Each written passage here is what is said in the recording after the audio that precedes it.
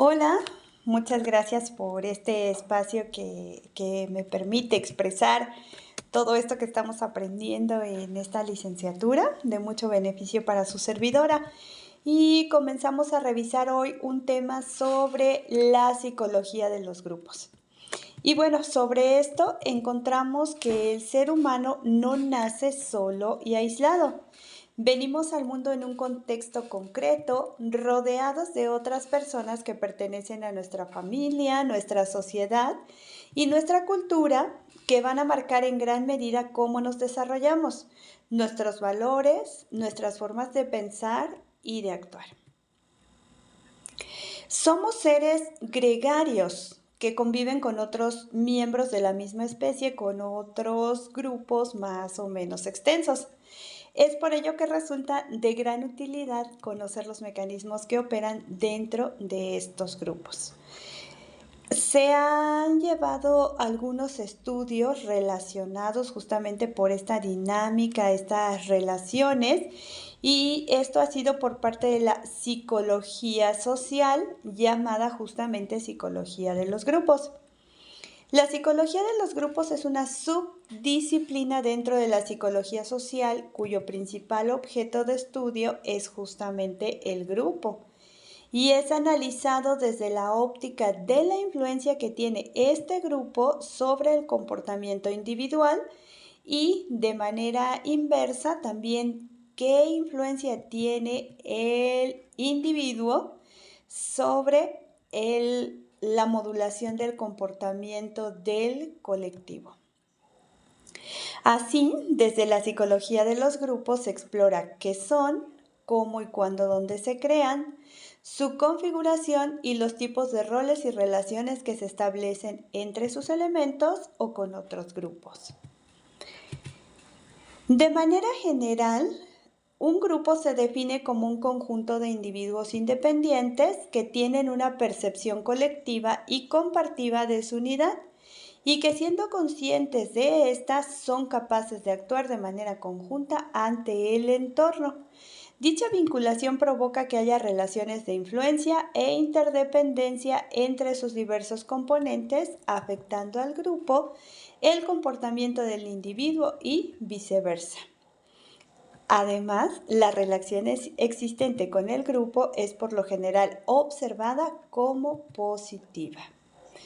Algunos de los representantes más importantes de la psicología de los grupos son Kurt Lewin y Jacob Levi Moreno. El primero, con su teoría de campo, trataba de dar una explicación sobre los procesos psicosociales que se llevan a cabo en los grupos, mientras que el segundo, además fue el creador del psicodrama, daba mucha importancia a la necesidad de organizarse en colectivos para dar respuesta a necesidades grupales. Esta muy breve introducción nos da paso para reflexionar que esta rama de la psicología, la de los grupos, nos ayuda dentro de nuestras congregaciones en la iglesia justamente a observar esas dinámicas que se tienen, por ejemplo, al interior de la familia. La familia es ese primer núcleo en el que el ser humano convive, se forma, interactúa y acciona. Y, por supuesto, lo que ya habíamos comentado hace un momentito, ¿no? Así como el grupo ejerce influencia sobre el individuo, un individuo también tiene o las conductas de ese individuo tienen consecuencias en el grupo.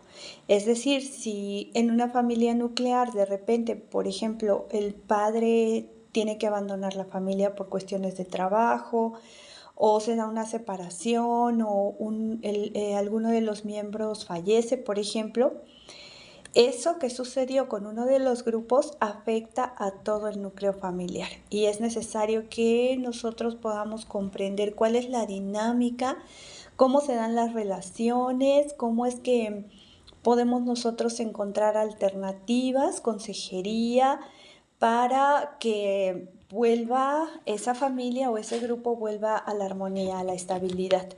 Lo mismo, por ejemplo, si un adolescente tiene problemas, sufre bullying al interior de su salón, se está revisando entonces que la influencia del grupo está siendo nociva para ese elemento en especial.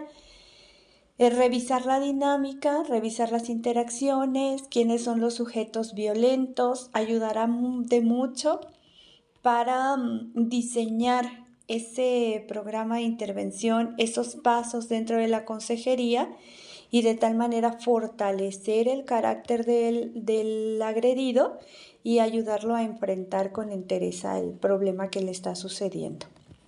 Esos son 2 breves ejemplos, pero pues sabemos que existen muchas más situaciones y como servidores dentro de la iglesia debemos de estar preparados ampliamente en este tema, no solamente para dar consejos inmediatos o sesgados, sino que es importante que nosotros tengamos toda esta teoría previa para fundamentar, para revisar cómo es esa interacción al interior y entonces dar alternativas mucho más certeras, mucho más cercanas, por supuesto, en esa orientación, en esa guianza suprema del Espíritu Santo. Muy bien, esto es todo. Muchas gracias.